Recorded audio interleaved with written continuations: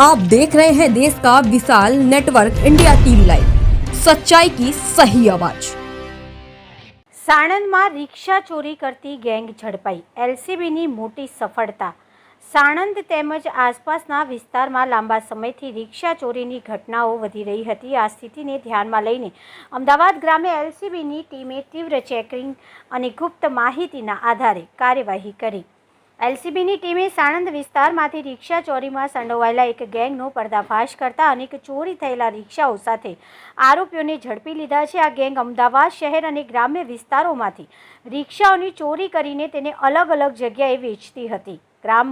ગ્રામ્ય એલસીબીએ 3 લોકોને અટકાયત કરી અને ચોરી કરેલી 5 રિક્ષાઓને રિકવર કરી આગળની તપાસ હાથ ધરી છે।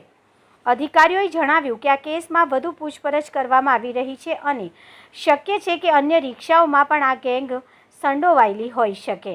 પોલીસે હવે આ ગેંગ સાથે સંકળાયેલા અન્ય સભ્યોને ખરીદનારાઓની શોધખોળમાં છે।